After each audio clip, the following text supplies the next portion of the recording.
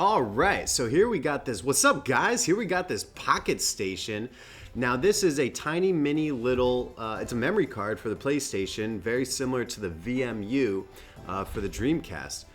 But it goes in the PlayStation 2, PlayStation 1 memory card slot, but it's got a little screen. It's nice, nice little size. Fits in pretty well. It's kind of like a little sleek design, even though it has that flap up little D-pad or whatever. I don't know. It's a pretty nifty little thing. So the whole purpose of this video is I'm just going to take it apart. And then I'm going to take apart some other stuff and we're just going to look at it. So yeah, like, I mean, why not? Every time I see something and I'm just like, that's cool. I've never had one of those. First thing I always want to do is just take it apart. So this little thing, relatively small in size, where I just showed it up against a bunch of different things and it, pretty small, pretty sleek, nice little design. So here we go. We're gonna take this thing apart and we're gonna pull it out. And I have a sneaky suspicion that it's gonna be incredibly, incredibly similar to the Dreamcast VMU.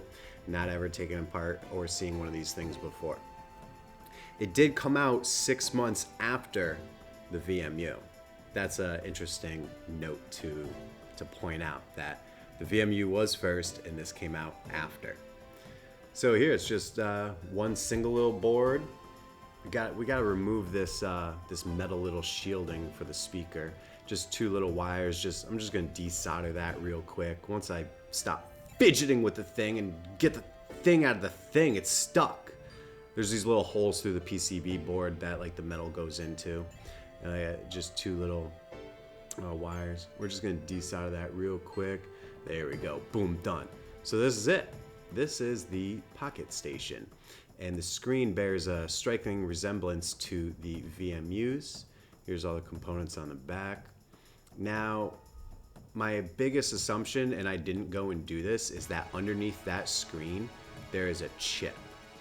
Now, and the assumption I have is because here's a broken VMU. I didn't have like a working VMU to like take apart. I just had this broken one, which kind of works.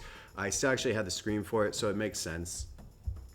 You see how behind there was that chip on the Dreamcast one, and you see how the screens, the way they fit to the PCB board is the same. Very, very, very similar design. So that's what leads me to believe that behind that screen on the Pocket Station, there's going to be some sort of chip that drives the entire operation of the whole thing. Because I mean, where else would they put it? It's not on the back. And I mean, why, relatively similar to the VMU so far, why not just put the chip exactly where? Yeah. So anyway, I'm not going to take it off because once you take those screens off, I don't know how these screens are adhered, but once you take them off, they're done. And then also I felt like with the tactile buttons, those buttons, they're tactile. Like you can press them and like you can hear clickies.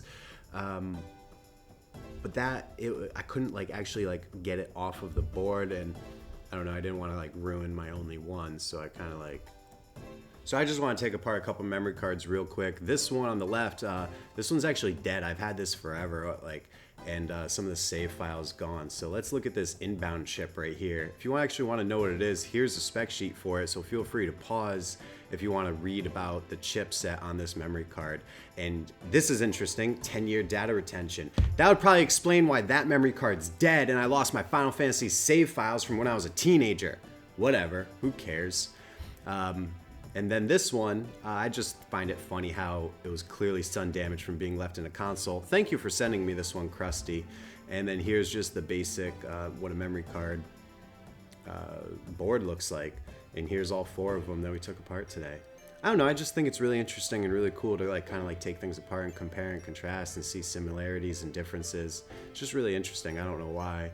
And then, but obviously the most similar is the VMU to the Pocket Station. I think it's really cool how they put Sony put their PlayStation logo in the screen. I hope you guys enjoyed this one. I don't know, I just want to take this apart and show you guys what it looked like on the inside in case you couldn't. So the Pocket Station, whatever. Thank you.